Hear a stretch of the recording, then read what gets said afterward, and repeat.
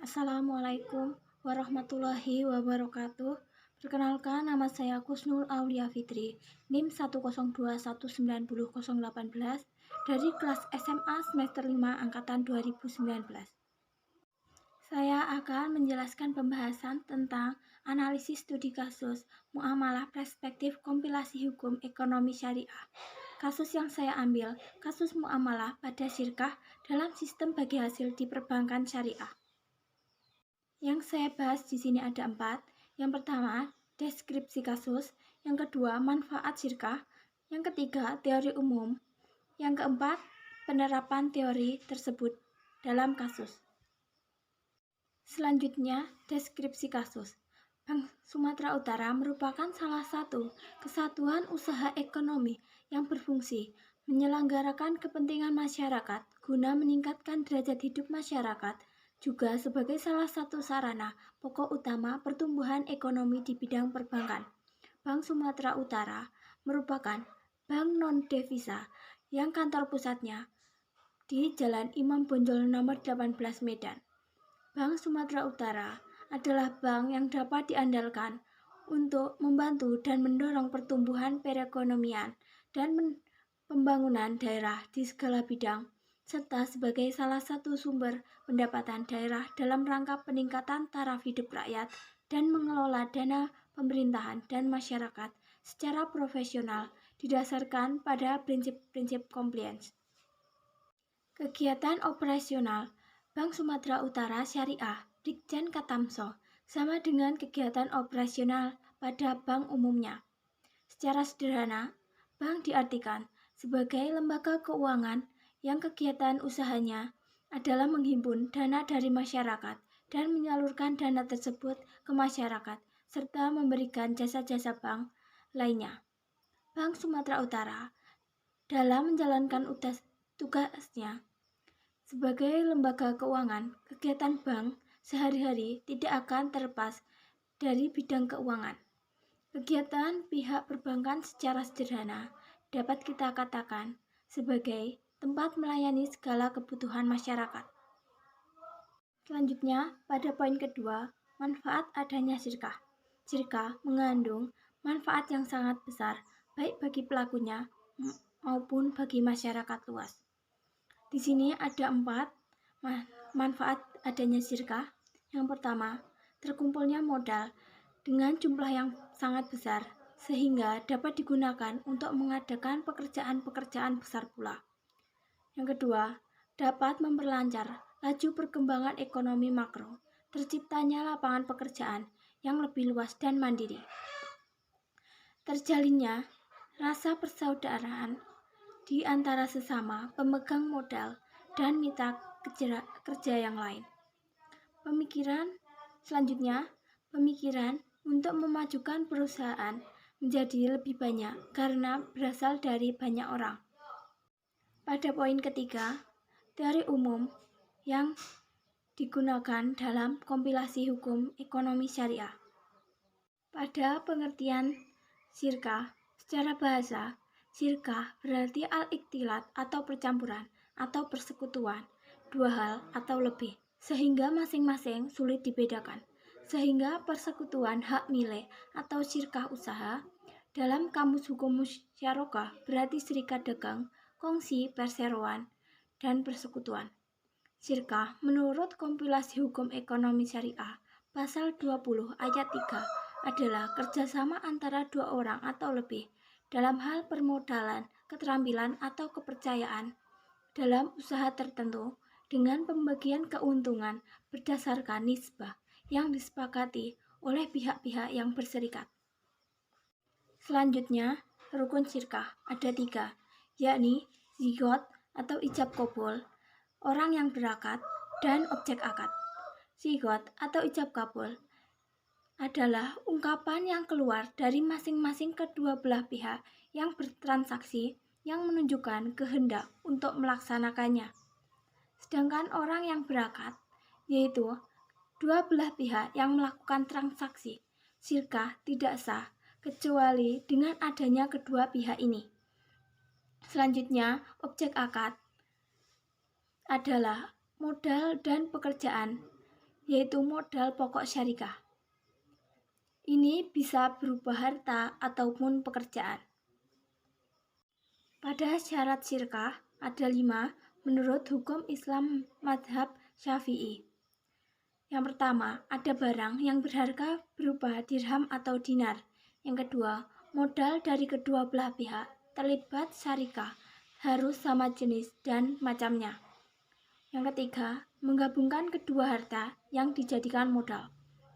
Yang keempat, masing-masing pihak mengizinkan rekannya untuk menggunakan harta tersebut. Yang terakhir, untung dan rugi menjadi tanggungan bersama. Pada berakhirnya syirkah dapat ditandai dengan beberapa hal sebagai berikut. Salah satu pihak mengundurkan diri. Yang kedua, salah satu pihak yang berserikat meninggal dunia.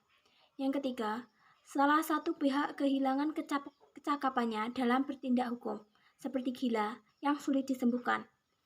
Yang terakhir, salah satu pihak murtad atau keluar dari agama Islam dan melarikan diri ke negeri yang berperang dengan negeri muslim karena orang seperti ini dianggap sebagai sudah wafat. Pada ketentuan syirkah berdasarkan Fatwa Dewan Syariah Nasional.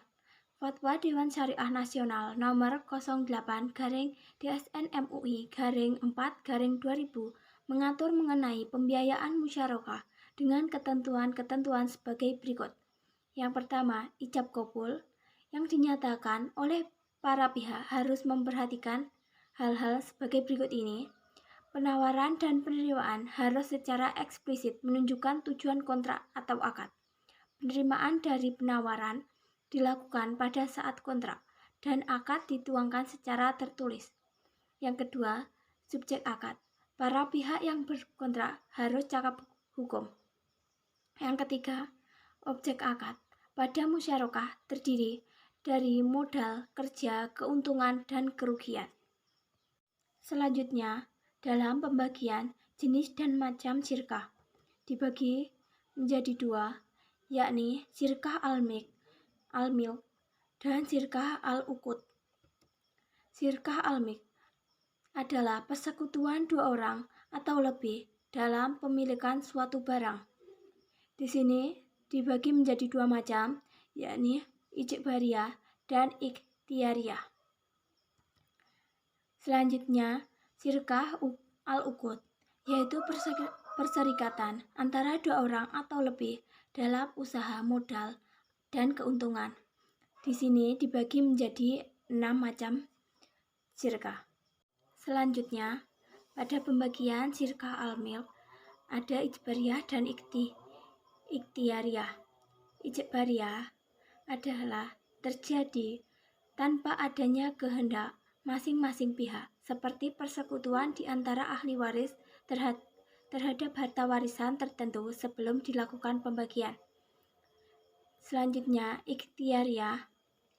Syirkah ini terjadi atas perbuatan dan kehendak pihak-pihak yang berserikat, seperti ketika 2 orang yang sepakat berserikat untuk membeli sebuah rumah secara patungan. Pada pembagian syirkah al-uqud terdapat 6 macam jenis syirkah. Yang pertama, syirkah al-amwal adalah perserikatan antara 2 orang pemodal atau lebih dalam usaha tertentu dengan mengumpulkan modal bersama dan membagi keuntungan dan resiko kerugian berdasarkan kesepakatan. Syirkah al-amwal terdapat dalam pasal 146 dan 147 kompilasi hukum ekonomi syariah. Yang kedua, syirkah al-inan adalah perserikatan di mana posisi dan komposisi pihak-pihak yang terlibat di dalamnya adalah sama. Syirkah al-inan diatur dalam pasal 173 sampai 177 kompilasi hukum ekonomi syariah. Yang ketiga, syirkah al-a'mal atau syirkah abdan adalah perserikatan 2 orang pekerja atau lebih untuk mengerjakan suatu pekerjaan. Syirkah abdan diatur dalam pasal 148 sampai 167 kompilasi hukum ekonomi syariah. Yang keempat, syirkah al-mufawadah adalah sebuah perserikatan di mana posisi dan komposisi pihak-pihak yang terlibat di dalamnya adalah sama. Pada syirkah ini terdapat pasal 165 sampai 172 kompilasi hukum ekonomi syariah. Yang kelima, syirkah wujud adalah perserikatan antara dua orang atau lebih dalam membeli sesuatu dengan tanggung jawab keduanya. Di sini dalam pasal 140 sampai dengan 145 kompilasi hukum ekonomi syariah. Yang terakhir, syirkah al-mudarobah adalah perserikatan antara pihak pemilik modal dengan pihak ahli dalam berdagang, yang dijelaskan dalam pasal 139 kompilasi hukum ekonomi syariah. Selanjutnya, pada poin terakhir, penerapan teori syirkah pada studi kasus di Bank Sumatera Utara Syariah, Brigjen Katamso.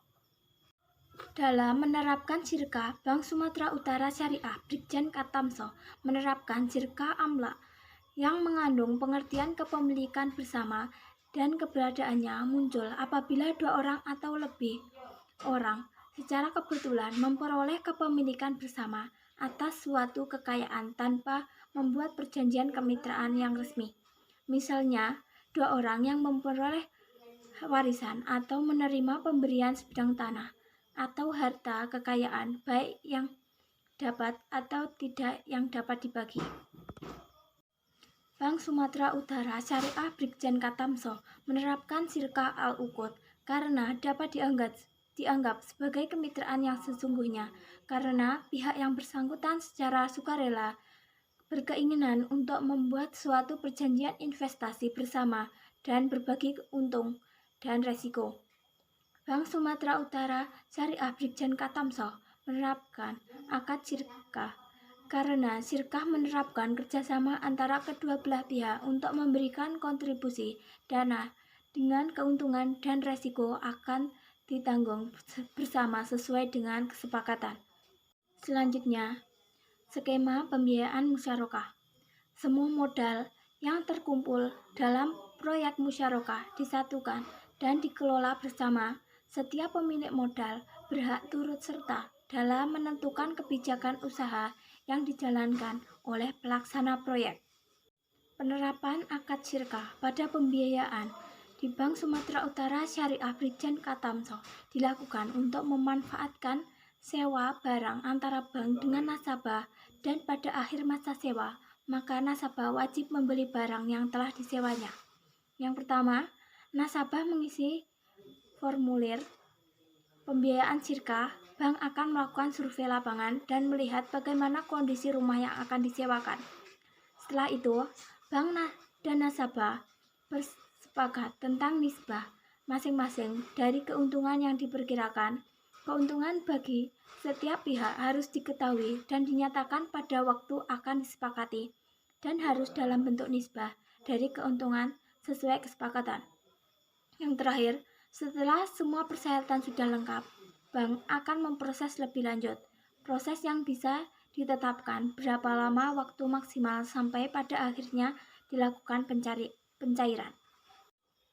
Pada kesimpulan, pembiayaan syirkah adalah penyediaan dana atau tagihan berupa transaksi sewa-menyewa berdasarkan persetujuan atau kesepakatan antara BPRS dan pihak lain yang mewajibkan pihak-pihak yang dibiayai diberi fasilitas dana untuk mengembalikan dana tersebut setelah jangka waktu tertentu dengan imbalan ujrah.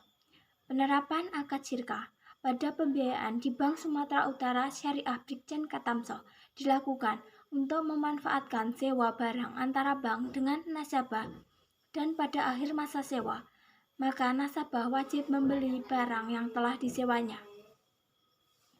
Sekian yang dapat saya sampaikan, kurang lebihnya mohon maaf.